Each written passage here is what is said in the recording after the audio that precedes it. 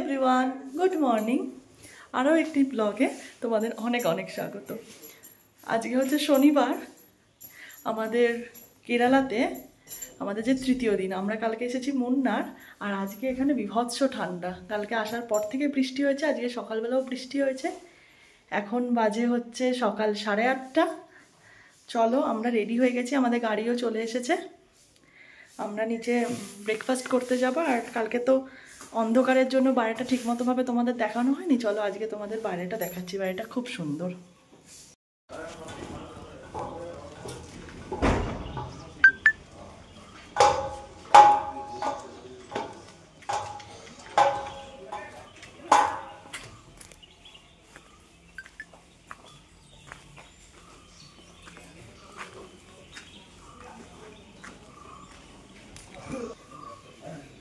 এই যে ওইদিকে আমাদের হচ্ছে রুম।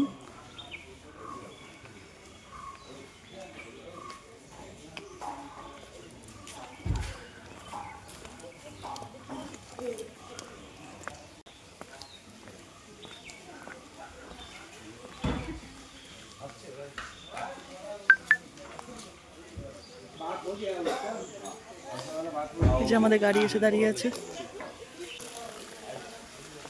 এই যে কালকে আমরা রেস্টুরেন্টে গেছিলাম, রাত্রেবেলা ভিউ দেখেছিল, এখন দেখছো সকালের ভিউ। পাশে সুইমিং পুল। চলো দেখাই। এই যে, কিন্তু এখানে এত ঠান্ডা যে সুইমিং করতে পারবো না। চলো খাবারের ওখানে যাওয়া যাক।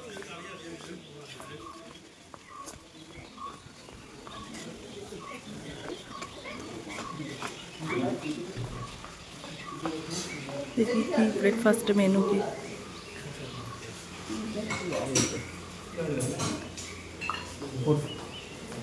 ব্রেকফাস্টে আজকেও আমাদের বুফে আছে। তো তার মধ্যে ছিল গরু চাকলি, সাম্বার, ইডলি, উপমা, পুরি আর ঘুগনি আর জুস আর ডিম সেদ্ধ। তো আমি আর মা নিয়ে নিয়েছিলাম পুরি আর ঘুগনি আর একটা করে ডিম সেদ্ধ। চলো এবার খাওয়া দাওয়া হয়ে গেছে, এবার তাহলে আমরা সাইট সিনে বেরোই। দেখো মুন্নারের চারিদিকে কত ছোট ছোট পাহাড়, আর পাহাড়ের পাশ দিয়েই প্রত্যেকটা জায়গায় চা চাষ হচ্ছে। ওই জন্যে দেখো আরো কত সুন্দর দেখতে লাগছে, আর পুরো চারিদিকে সবুজের সবুজ। দিয়ে যেতে যেতে দেখছি তাল বিক্রি হচ্ছে। তো নেমেছিলাম তালশাঁস খাবো বলে, কিন্তু এখানে তালশাঁস না, তালের জুস দিচ্ছিল আর ওই নারকেল থেকে কি একটা দিচ্ছিল, কিন্তু আমরা কিনিনি কারণ খেতে পারবো না বলে। তারপরে আবারও আমরা যাত্রা শুরু করলাম। আর আমরা চলে এসেছি এরাভিকুলাম ন্যাশনাল পার্কে। চলো তাহলে টিকিট কেটে ভেতরে ঢোকা যাক। টিকিট কাটা কমপ্লিট হয়ে গেছে। আমরা এবার এই পার্কটাতে ঘুরছি, আমরা বাসে করে ঘুরবো। পার্কটাতে ঢুকলাম, তারপর দেখা যাক আমরা কি কি দেখতে পারি।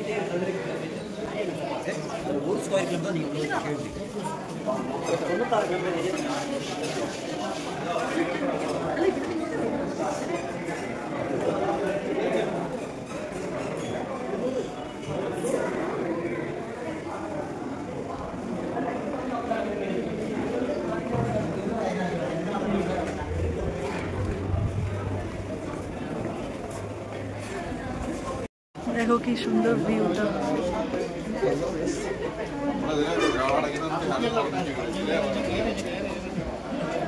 বাসের জন্য একটা লাইন। অনেকক্ষণ লাইন দিয়ে থাকার পর আমাদের বাস এসে গেছে, এবার বাসে উঠে পড়েছি। তো বাস দিয়ে যেতে যেতে এই ভিউগুলো আমরা দেখতে পেয়েছিলাম, আর আমরা প্রচুর ওপরে উঠেছিলাম। এখন আমরা বাসে করে যাচ্ছি, আর যেতে যেতে এত সুন্দর ভিউগুলো দেখতে পাচ্ছি। এরপর আমাদের একটা নির্দিষ্ট জায়গায় নামিয়ে দেবে, তারপরে আমরা সেখান থেকে আরও তার পিক পয়েন্টে উঠবো। তো উঠে সেখান থেকে পুরো ভিউটা দেখবো এবং তোমাদের সাথে সবটাই পুরো শেয়ার করব। তাহলে চলো তোমরাও তাহলে এই ভিউগুলো দেখতে থাকো।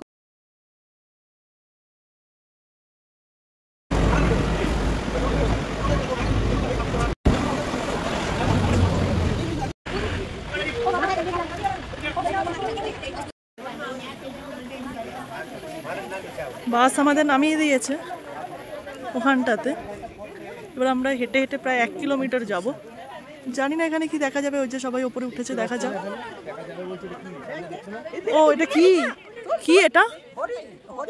ওমা ওমা কিচ্ছু বলবে না বাবা। আমরা কতটা উপরে এসেছি, ওই নিচে মানুষজন যেখান দিয়ে হাঁটছে ওখান দিয়ে আমরা হেঁটে হেঁটে ঠিক এতটাই ওপরে, এখনও সেই ওই ওপরে যাব। খুব কষ্ট হচ্ছে, ওই জন্য ভিডিওটা কন্টিনিউ করতে পারছি না।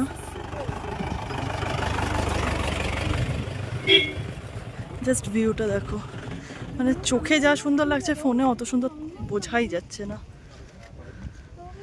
দারুণ ভিউ, দারুণ দারুণ।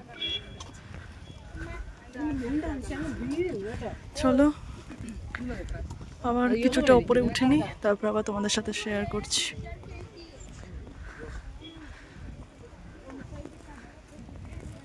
ওপরে আমাদের দেখা হয়ে গেছে, এখন আমরা নিচে নামছি। নিচে নেমে আবার যেখানে বাস ছিল, মানে যেখান থেকে আমরা হাঁটা স্টার্ট করেছিলাম সেখানে আমরা বাসে উঠে একবারে নিচে যাব। এখন প্রায় 12:30 বাজে, গিয়ে আবার লাঞ্চও করতে হবে।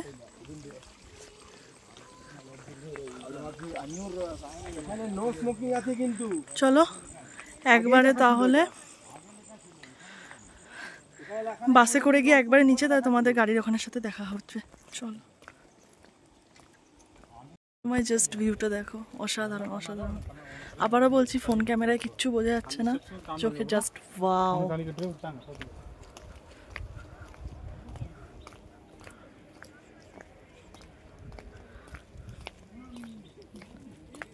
এরপর আমরা লাঞ্চ করে তারপর চলে এলাম সোজা ড্যাম দেখতে। এরপর আমরা চলে এসেছি এলিফ্যান্ট সাফারিতে। তো এটাতে এক একজনের টিকিটের ভাড়া পড়েছিল 700 টাকা করে। তো আমরা লাইন দিয়ে তারপরে হাতি চড়েছিলাম। আমাদের হাতির চড়াতে কোনো ভিডিও নেই, কারণ আমি বিভৎস ভয় পাচ্ছিলাম। দেখো হাতিগুলো কি সুন্দর আনারস খাচ্ছে। আর এই যে 700 টাকা করে যে টিকিট নিল, মাত্র 10 মিনিটের জন্য একটা গোল দিকে ঘুরিয়ে নিয়ে ব্যাস শেষ। এরপর আমরা চলে এসেছিলাম ফ্লাওয়ার গার্ডেন। এটার নাম ছিল রোজ গার্ডেন। আমরা রোজ একটাও দেখতে পাইনি, কিন্তু প্রচুর নানান ধরনের ফুল দেখেছি। গোলাপ গাছ দেখেছি, কিন্তু গোলাপ ফুল এখনও ফোটেনি। সেদিনকে ছিল আমার হ্যাপি বার্থডে, 23শে নভেম্বর। তাই হোটেল ফেরার সময় একটা পার্কে গিয়ে আমার বার্থডে সেলিব্রেশন হয়েছিল। তারপরে কেক টেক কেটে আমরা ওখানে সব বাচ্চাগুলো যারা ছিল পার্কে, সেই বাচ্চাগুলোকেও খাইয়েছিলাম। এরপর আমরা হোটেলে ফিরে গেলাম এবং ডিনার করে নিলাম। যদি ভালো লেগে থাকে তাহলে প্লিজ একটা সাবস্ক্রাইব করে লাইক করে আমার পাশে